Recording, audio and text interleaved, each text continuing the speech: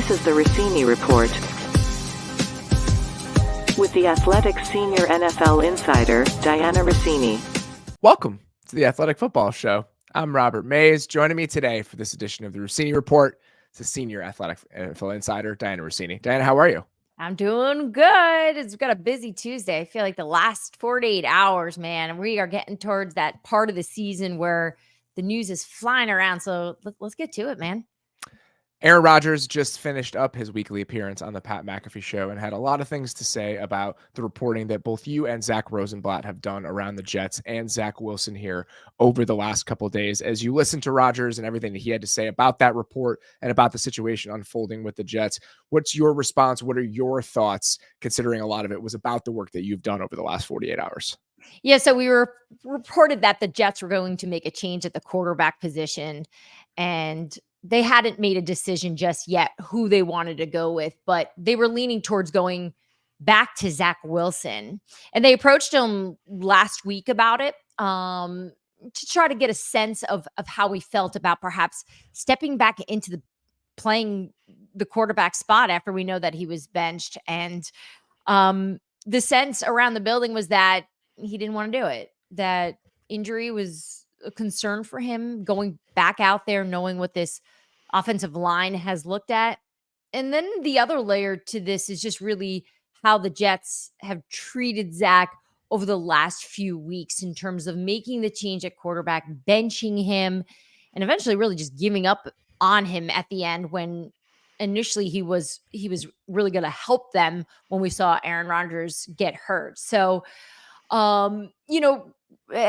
Robert Saleh, Aaron Rodgers had conversations about trying to talk to Zach about, taking a step back, being a good team player, playing the position that he is there to play, and trying to sort of recover from everything that he's been through. And Zach was listening to Aaron from the information that I was told from several people in the organization.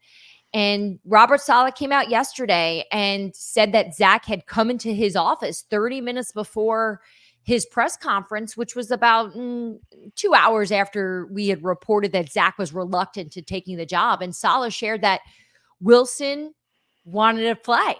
So he had a change of heart in it. And I can tell you, before that press conference and before that meeting Zach Wilson had with Robert Saleh, the Jets did not feel like Zach was going to come through here and want to play.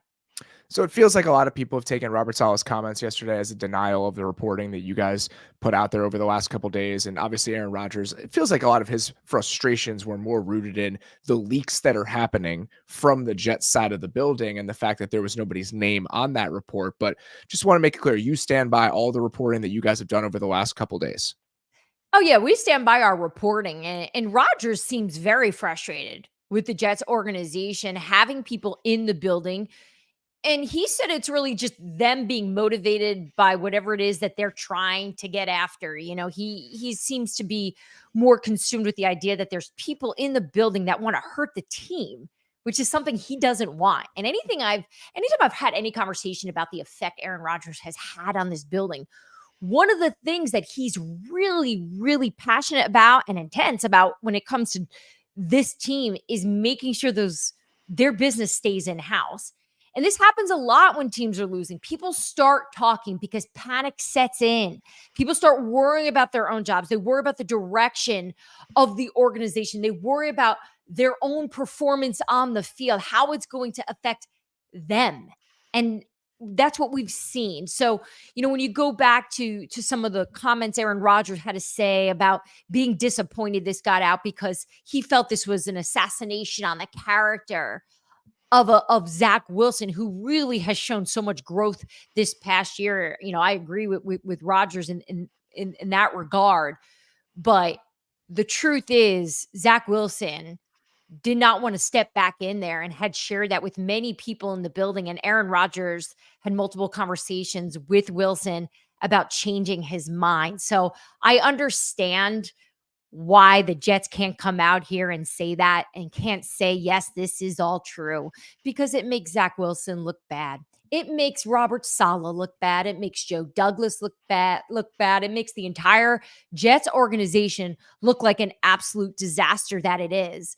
And at this point now, we're waiting to find out who they have named as the starting quarterback. But Aaron Rodgers said that Zach Wilson's going to have a chance to talk about it. So maybe he'll take us through the thinking of why perhaps he was hesitant and share some of those concerns.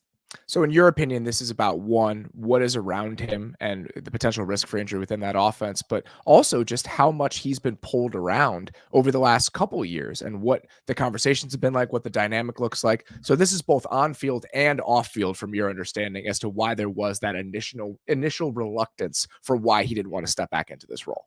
Wilson understands what his future is, and it's not with the New York Jets. So to be told that we don't need you anymore, that we're going to move on from you, to then having to step back in there, that's a difficult position to be put in. In fact, when I was having a conversation with a couple people in the building, they told me good for Zach for standing up for himself. He should.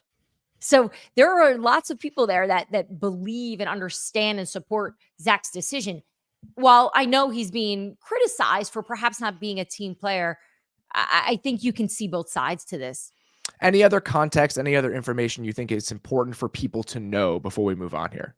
Yeah, I think people have to understand why the Jets are denying this. And they need to understand why Aaron is trying to be a good leader here and stand up for what he believes is good for this organization, which is reports with sources bother people. The word source bothers everyone because it can sound sneaky and motivated. But unfortunately, there are leaks in the Jets building. And as a reporter, it is our job to tell the story of what is actually happening with the New York Jets football team. And that's all really what Zach Rosenblatt and I were doing when we shared this information, which is right now they have a problem. They wanted it to go back to Zach Wilson, and Zach did not want to do it. And Aaron Rodgers can say that it is framed as an assassination on Zach Wilson's character, but in your role here, it is a way to understand the broader context about what's happening within that organization and what's been a lost season. This isn't just about Zach Wilson's unwillingness to play. It's about what that says about where the Jets are right now and about where that leadership might be with the Jets moving forward. Yeah, and I think that's another story that probably is getting looked over right now. This isn't about Zach Wilson's reluctance to step back in. It's what is happening in terms of the leadership there. What is the messaging inside the building? The story for the New York Jets can't just be 4 plays in, the season was over. They may want that to be the story because it saves everyone's jobs.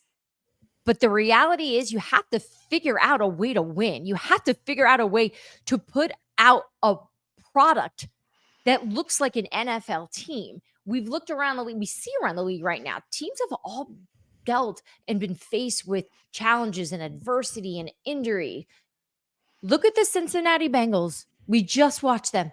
We just saw what they were able to figure out without Joe Burrow. The Cleveland Browns went out and signed Joe Flacco. And granted, I know they didn't get the win, but they at least look functionable. They look like they can actually go out there and win a game. And that's what they believe in that building. They found the answers. They didn't just sit there and say, let's just give up because we don't have our starter. Something to keep in mind as we think about what this Jets season has looked like and what next season might look like and who might be in charge there. Let's keep running through some of these. Obviously, a very high-profile injury moment for Trevor Lawrence last night. Looked pretty brutal and gruesome in real time. His leg bent behind him under all of his body weight. Thought it might be a potentially season-ending, really serious injury. Can you give us the latest update on what we're looking at with Trevor Lawrence and what actually happened last night? Yeah, Doug Peterson gave, I think you can call it a good report in terms of the serious nature of this injury. He came out saying that this is a high ankle sprain. So the fact that there were no torn ligaments or something more serious, Achilles, anything that we know that could have happened with that part of the leg. So look, anytime you've seen quarterbacks with this type of injury, the most recent one being Ryan Tannehill, they are eventually able to usually get back, and they're all different. I know that we have a lot to consider, 4 to 5 weeks. And I think that's usually best case scenario. So I do think this is it's not great news. It's just better news for this Jags team, knowing that they have a really good chance of making a deep playoff run if Trevor Lawrence is there playing quarterback.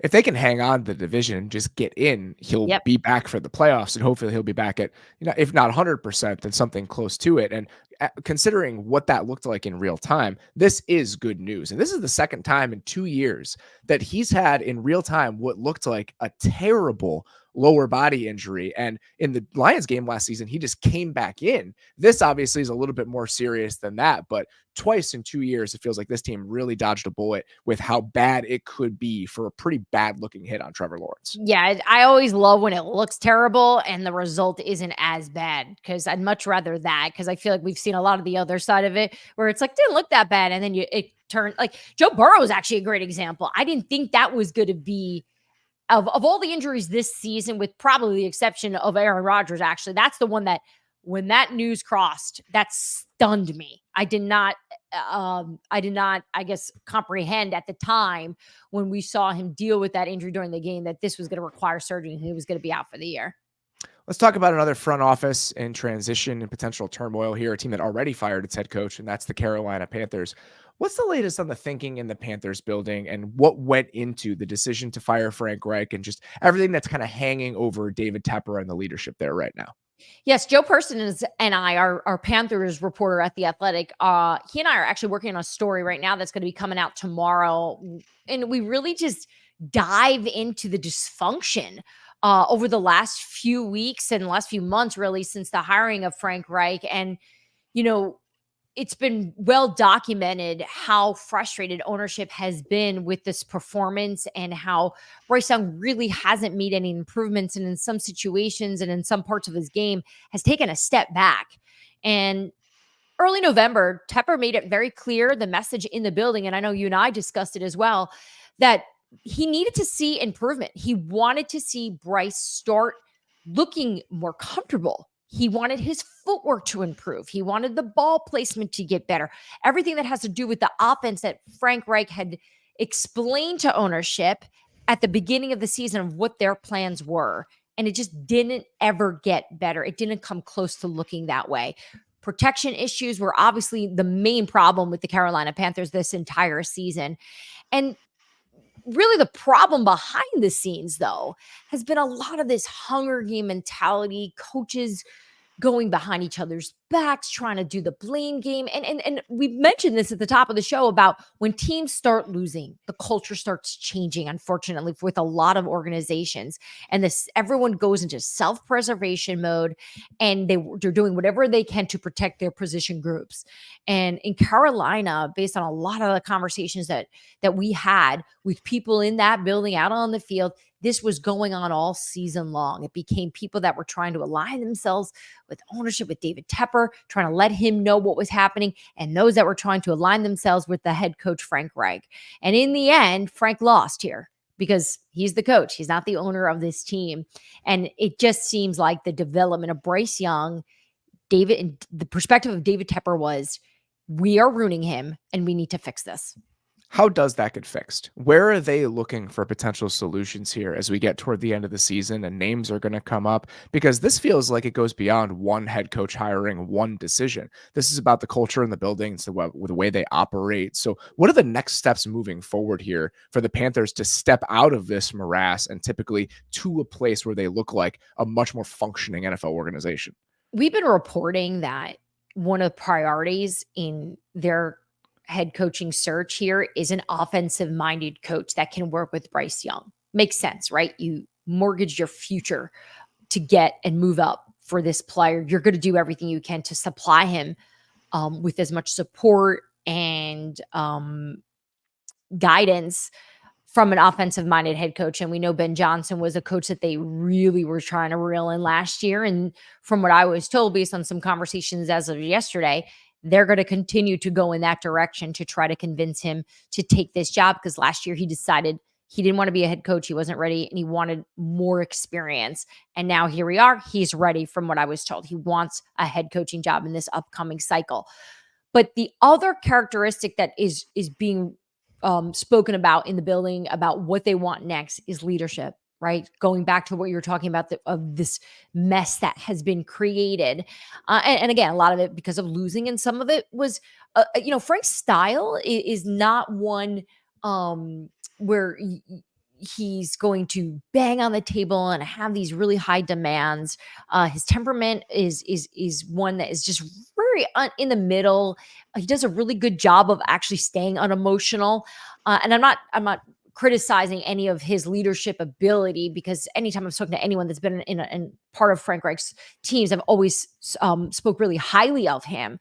I just think you had a lot of really strong voices, a lot of strong personalities with a lot of different ideas of how they wanted this to look, and it all clashed, and eventually all just blew up in their faces. So it's going to have to be someone that's going to come in here and have a very crystal clear idea of what they want this offense to look like.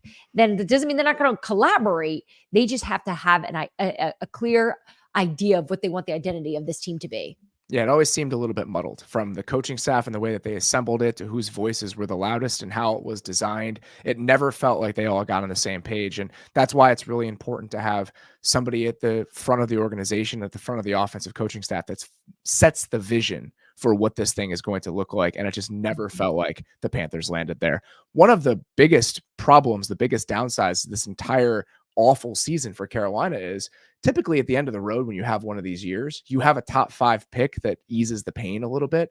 The Panthers will potentially give the number 1 pick or a top 2 pick in this year's draft to the Chicago Bears. We talk about the leadership in place in Carolina. There have been some leadership changes in Chicago as well. For those people unfamiliar with the way the organization has been structured, George McCaskey and Ted Phillips were longtime overseers of how the entire building ran. Last year, they hired Kevin Warren, former commissioner of the Big Ten, to be a president in over all football operations in a way they've never really had in Chicago before. It's a new role and potentially designed to set a new vision for what this organization is going to look like and how this organization operates. Can you shine a little bit of light on what sort of thinking and mindset Kevin Warren is taking into what is a crucial offseason for the Bears as they approach decisions on Matt Eberflus, Justin Fields, and other key elements of the organization here? Yeah, and I think some of the confusion that fans have is that Kevin Warren was brought in to just work on the stadium, because we've seen that in other organizations where the team president, that's usually what they're busy doing. That's what they have their hands in. They're taking meetings. It's a gigantic project to work on a stadium. But that is not what the situation is in Chicago. Kevin Warren, when you said the title football operations, that does not mean that it's just stadium. It's football operations as in the coaching staff, as in the decisions that they're going to make with this football team. So when you talk about the power and the juice and who has it all in Chicago, it is Kevin Warren. It is going to be his vision, and he is building this team based on what he believes is going to be good enough for them to get to a Super Bowl. That's the goal in mind. He shared that at his press conference when he took the job. It's all about getting a Super Bowl for Chicago. And from having some conversation about people that have worked with him, that are working with him, they describe him as being someone that is trying to make this decision without any emotion. He's collecting all the facts. He's been evaluating all of it. Every detail in this building, he is taking a look at, and he's doing his homework in terms of finding out who's doing what their responsibilities are, what their vision has been. Have they achieved those? And with that, he's going to make that decision on how he's going to move this franchise forward. And whether that means keeping Matt Eberflus as the head coach, whether that means keeping Justin Fields, if he wants to build around it. All I was told is he's not going to make a knee-jerk decision on any of this. And he's going to try to avoid doing anything for the optics of building this franchise. What do you think are the most important factors he's weighing with the Matt Eberflus decision specifically? If this team is playing for him, if this still looks like a football team that is trying every single Sunday. We talked about the Jets. You see slivers of it, but then at times you're not too sure. When I watch the Chicago Bears right now, they are playing for Matt Eberflus. I don't get a sense at all that they've given up and that they're not trying. So his ability to be the leader there and keep his team together despite a lot of bumps this year, that has to be in the win column for Eberflus. Now, look, sometimes what happens in these situations, there's no connection between Matt Eberflus and Kevin Warren. Lots of people come in here and they just want to bring in their own people. And that may just happen. He may just have his eyes on a certain head coach, and perhaps those conversations have even happened before he even took the job. So we're going to have to just wait and see. But in terms of just what he's taking a look at, you saw those images of him standing with Matt Eberflus after they got that Monday Night Football win. And it looked like a team that was united and have been able to stay together. So we'll see how much that factors in. There are so many layers to consider. I think in a lot of ways, he has shown enough progress, especially on the defensive side of the ball, that would lead you to believe, maybe they deserve a little bit more time. But the quarterback factor in this and potentially getting the number one pick is absolutely something you have to consider. As somebody who's pretty familiar with what this franchise has looked like over the last 4 or 5 years, they twice since 2017 have paired a first-round quarterback with a lame duck head coach. The head coach has gotten fired at the end of that player's rookie year, and then you're working on 2 different staffs and 2 different offensive coordinators in the first 2 seasons for a player that you drafted in the first round. That's a recipe for failure. And so there's so many different things that they have to weigh, not only about the job that Matt Eberflus is doing, but what that job looks like when paired with a new quarterback that you're potentially taking with the first or second overall pick. So it is going to be a fascinating offseason in Chicago yet again, and a lot of things kind of hanging in the balance there.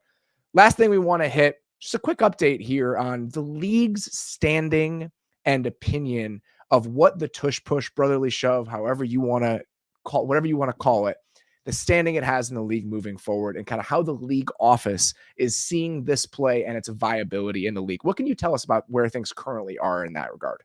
Yeah, I checked in with people around the league because I thought in this past Sunday's game against the San Francisco 49ers, I thought, all right, this is going to be the defense that stops it. And everything I'd heard coming into that locker room, they had this great game plan for it. And then we saw they weren't able to stop it. They stopped the Eagles, but they weren't able to stop the Tush Push.